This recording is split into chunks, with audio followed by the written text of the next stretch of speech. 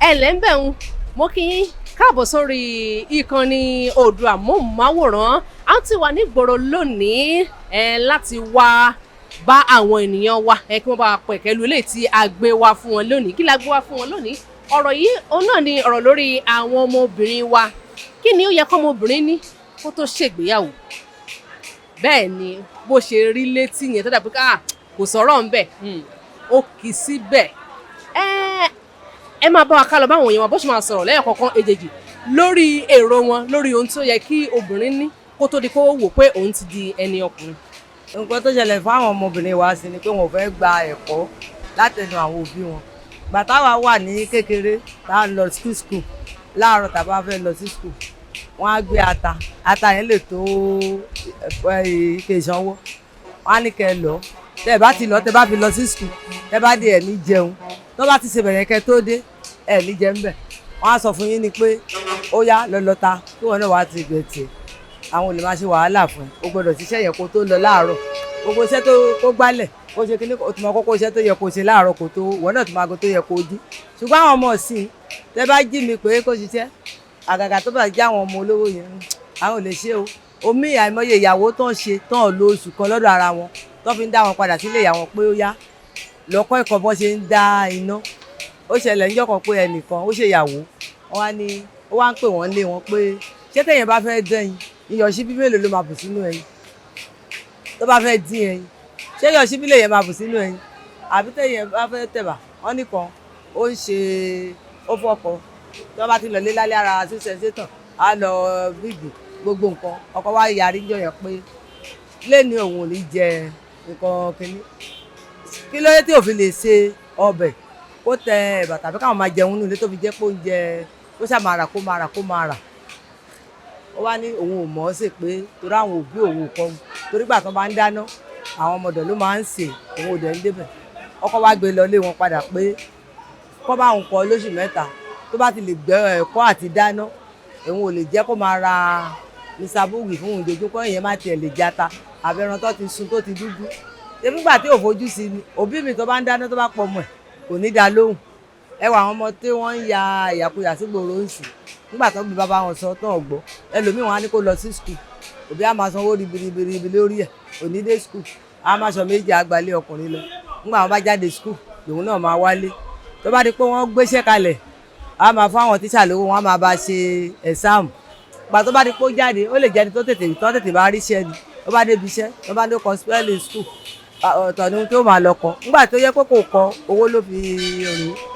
so ìrìn àjò táwọn ọmọbìnrin rìn sí kọ́lọ́wọ́n aláàánú kó ràn wọ́n lọ́wọ́ àìmọye ọmọ mi tó yẹ pé òbí ẹ̀ ò sí lẹ́kọ̀ọ́ tó sá wá láti ibi ìlú jíjì tó ti gbé sí tó máa wá wọn wá tẹ bá dójú orin lágége ń fi ẹ̀ bá wọn lábẹ́ bíríìjì ńbẹ̀ àtọkùnrin àtobìnrin tó máa jókòó tó yẹ pé tí ìyá mi bá wá ńgbà mí tí a bá lọ ọjà yẹn tá a máa rí báyìí àtìbàdàn lòun ti wà ẹjọ́ Àkúrẹ́ lòun ti wà àwọn arẹ́rẹ́ni táwọn lólobó kọ́ wọn rí ọmọ wọn náà ni wọ́n á wá táwọn ọmọ ọ̀tá yẹn bá fìyà jẹ wọn dáadáa tán lé wọn tó bá tó yá àwọn á tó sá lọ bòmí bóyá ọjọ́ táwọn ti rí tẹ́lẹ̀ ó lè já gègé níbi ló fi bágà níbi ló tún máa sá wá ńgbà tó bá máa wá so ọ̀pọ̀lọpọ̀ lọ́wọ́ àwọn ọmọ púpọ̀ lọ́wọ́ òbí náà Ọlọ́run kó ràn wá lọ́wọ́ òbí mi dẹ̀rẹ̀ tó bá ń lọ ṣọ́ọ̀ṣì ọmọ á ló ràn wọ́n á sì sílé kò ní lè sọ pé láéláé àjọ máa lọ ni o lẹ́wọ̀n kó tọ́mọ bá tó ń gbọ́ ọ̀rọ̀ Ọlọ́run àyípadà á máa wọnú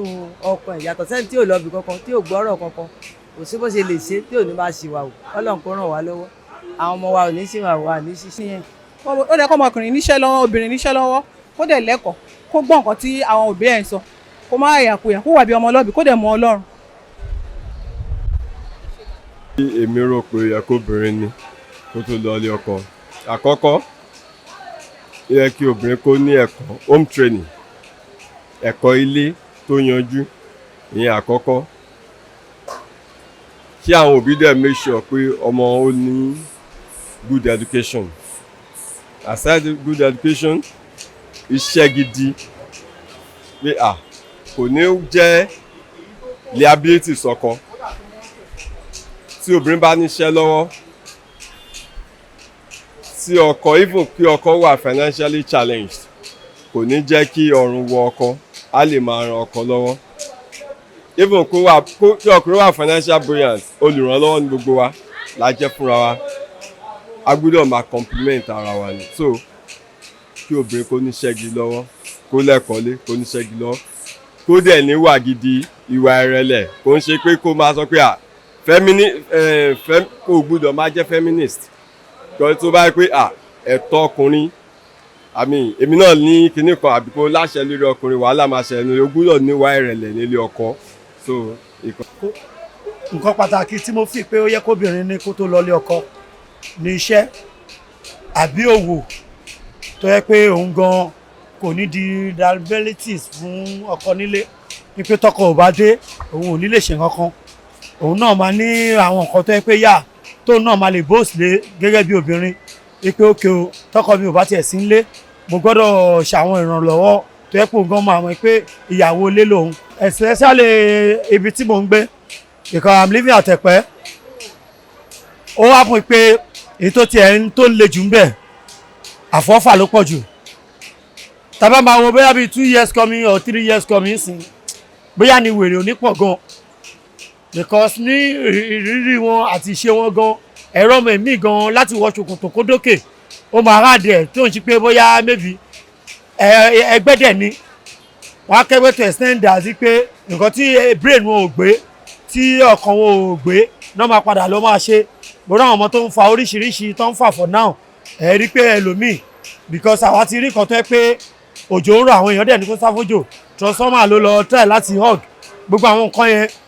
ẹ rí pé wọ́n bọ́ ọmọ ìmí ìsọ̀rọ̀ gan ẹ̀yìn etí ẹ̀ ló máa lọ kọ́lọ́ ń gbà kọ́lọ́ dẹ̀ ràn wá lọ́wọ́ ní Nàìjíríà. Àmọ̀ràn tí mo fẹ́ fòbí ni pé ṣàbẹ̀ pé tí wọn ò bá ti fọwọ́ tọ́ àwọn ọmọ yẹn láti rẹ̀ bóyá mébì kan tọ́ wọn dáadáa tó bá ti dàbí pé wọ́n ń dàgbà àpárá wọn ò ní lè ka ẹ̀rọ ọmọ èmi àkọ́kọ́ lé ó pè kó lọ máa gbé pẹ̀lú èèyàn àwọn èèyàn tó dẹ̀ ń gbé pẹ̀lú wọn ò tí ì tọ́ tiwọn kó tó tọ́ ọmọ ẹlòmíì ló máa fà tó yẹ pé wọ́n máa di pangila sílùú níbi tí mi ń gbé ìsìn àwọn boys kéékèèké àìmọye ìgbà tó yẹ pé wọ́n ń jí nǹkan especially èmi tí mo sọ̀rọ̀ léṣe kó là ń ṣe gbogbo nǹkan tó kó ń fátì wá ń ṣe more than 25 million ni tó yẹ pé àmọ́ bá ṣe lè ṣe àwọn èèyàn tá a tún rí ẹ̀yọ̀ kankan tá a mú bẹ̀ pẹ̀lú mọ́là tán náà mú àwọn láti máa bẹ̀bẹ̀ tẹ̀sítẹ́ pé owó tán múlẹ̀ gan kò ká máa sí ẹ̀yọ̀ kan láti tún ṣe àṣà lè ní kọ́ lọ ṣẹ̀wọ̀n dáìs àwọn nǹkan tí mo fi pé mo lè sọ nìyẹn. ó yẹ kóbìnrin ní ni pé tó bá já sí pé ọmọ obìnrin the best way tíyàn fi lè treat ọmọ obìnrin àti tíyàn lè fi train ẹ̀ ni pé kí ìyá kó wà submissive fún ọmọ obìnrin yẹn kó má harsh mọ́ jù so from there ọmọ yẹn anything's going on lórí ọmọ yẹn máa lè free láti sọ fún ìyá ẹ̀ but tí ìyá bá ti harsh ọmọ ò ní lè free láti sọ fún ìyá so that's it. It depends on the house like I see.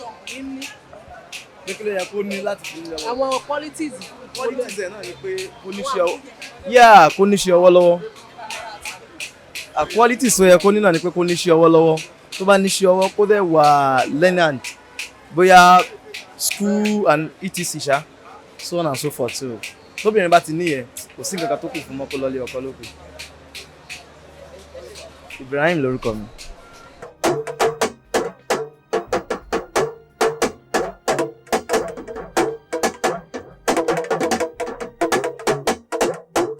Oodua móhùnmáwòrán gbangba làṣà ń tà.